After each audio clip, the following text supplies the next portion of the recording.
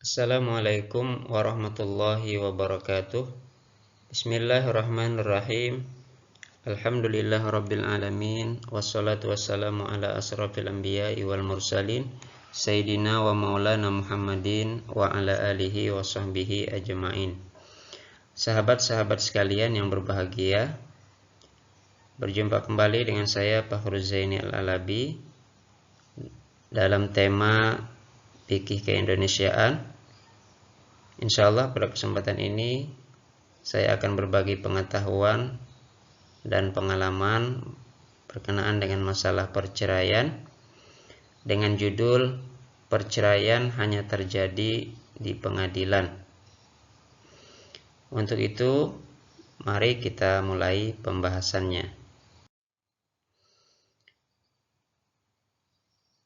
Bahtera rumah tangga tentunya tidak selamanya tenang dan nyaman. Kadangkala ia diterpa ombak dan angin yang membuatnya goyang. Demikianlah perumpamaan suatu ikatan perkawinan. Semakin kencang angin dan semakin besar gelombang ombak bisa saja menenggelamkan bahtera tadi. Itulah perceraian.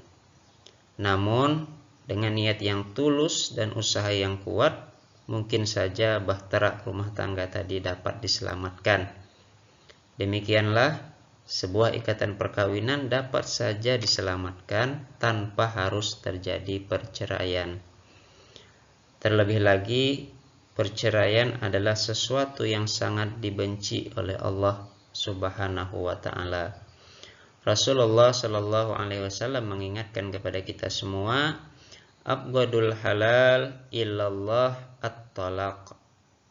Sesuatu yang halal namun sangat dibenci oleh Allah Subhanahu wa Ta'ala adalah talak atau perceraian.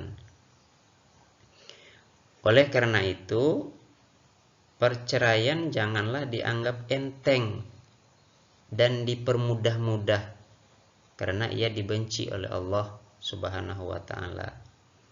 Maka meskipun halal, perceraian hanyalah jalan terakhir setelah usaha perdamaian tidak berhasil. Nah, perceraian juga bisa kita ibaratkan seperti pintu darurat pada sebuah pesawat terbang yang hanya dibuka jika keadaan mendesak, ya. Jika keadaan pesawat sudah membahayakan atau darurat. Nah, maka sebagai bentuk dari tidak mengenteng-entengkan perceraian, ya, maka perceraian itu hanya boleh dilakukan bila ada alasan-alasan yang dapat dibenarkan untuk melakukan suatu perceraian. Lalu, bagaimanakah perceraian itu dapat dilakukan? Mari kita simak fikih Indonesianya seperti apa. Di dalam kompilasi hukum Islam, di dalam Undang-Undang Peradilan Agama, dan di dalam Undang-Undang Perkawinan disebutkan bahwa perceraian hanya dapat dilakukan di depan sidang pengadilan setelah pengadilan yang bersangkutan berusaha dan tidak berhasil mendamaikan kedua belah pihak. Jadi, perceraian hanya dapat dilakukan di depan sidang pengadilan. Untuk yang beragama Islam di pengadilan agama, sedangkan yang non-muslim di pengadilan negeri. Dan tahapan awal dalam proses persidangan adalah usaha perdamaian. Usaha mendamaikan kedua belah pihak. Ya. Dalam pasal 82 Undang-Undang Peradilan Agama disebutkan, dalam perkara perceraian, upaya perdamaian dapat dilakukan oleh hakim dalam setiap tahapan persidangan. Sedangkan di dalam Peraturan Mahkamah Agung Nomor 1 Tahun 2016 tentang prosedur mediasi di pengadilan, kedua belah pihak yang hadir wajib mengikuti proses mediasi dengan dibantu oleh seorang mediator. Sebagai seorang mediator, saya pernah berusaha mendamaikan sepasang suami istri yang ingin bercerai. Pada saat itu mereka datang menemui saya di ruang mediasi. Saya lihat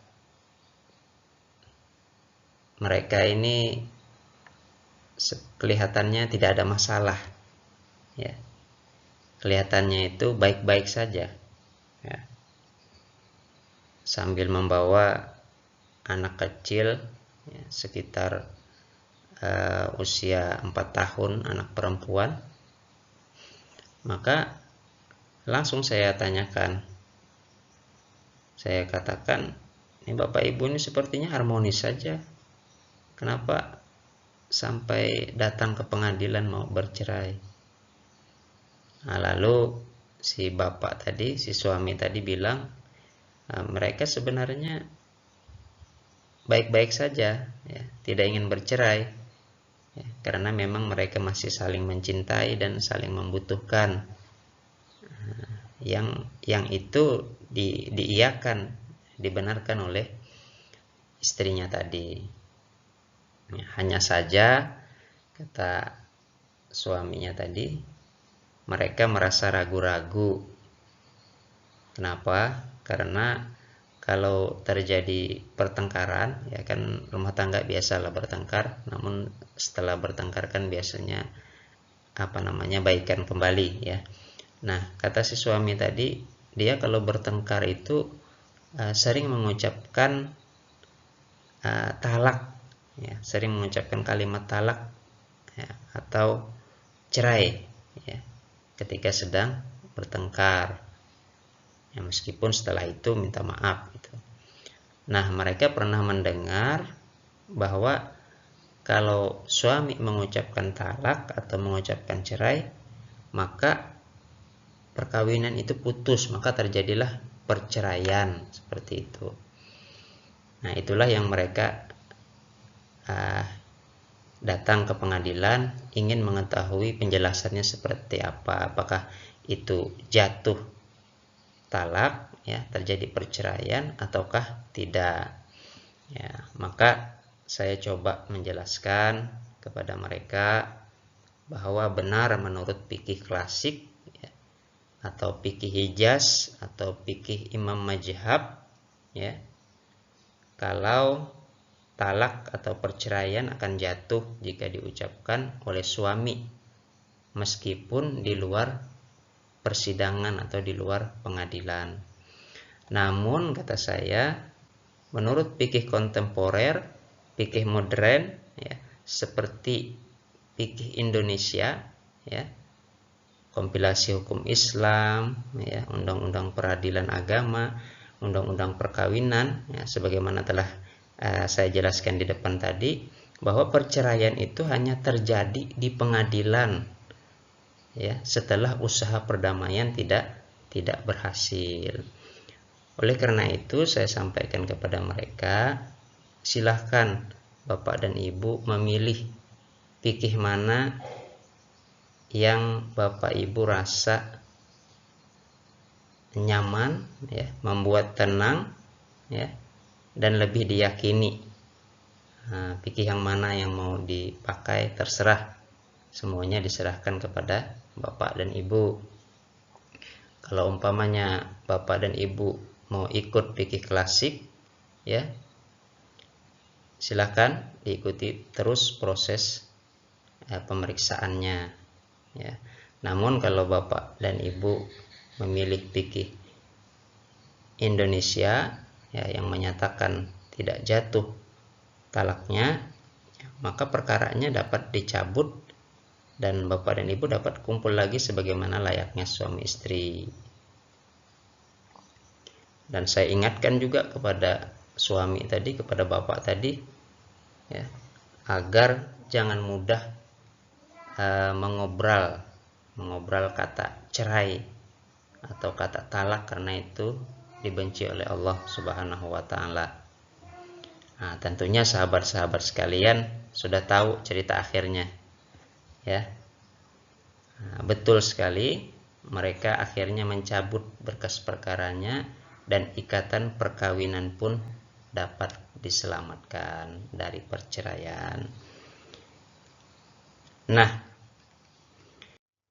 apabila perdamaian tidak berhasil, maka proses dilanjutkan dengan memeriksa alasan perceraian. Di dalam pasal 39 ayat 2 Undang-Undang Perkawinan disebutkan, untuk melakukan perceraian harus ada cukup alasan bahwa antara suami istri itu tidak akan dapat rukun sebagai suami istri. Kita lanjut. Nah, ini ada beberapa alasan ya yang dibenarkan untuk mengajukan suatu perceraian. Yang pertama, salah satu pihak berbuat zina atau menjadi pemabuk, pemadat, penjudi, dan lain sebagainya yang sukar disembuhkan. Ya. Yang kedua, salah satu pihak meninggalkan pihak lain selama 2 tahun berturut-turut tanpa izin pihak lain dan tanpa alasan yang sah atau karena hal lain di luar kemampuannya. Yang ketiga, salah satu pihak mendapat hukuman penjara 5 tahun atau hukuman yang lebih berat setelah perkawinan berlangsung. Lanjut. Yang keempat, salah satu pihak melakukan kekejaman atau penganiayaan berat yang membahayakan pihak lain. Nah, ini sudah ada undang-undang tersendiri, yaitu undang-undang KDRT, dan bisa dituntut pidana.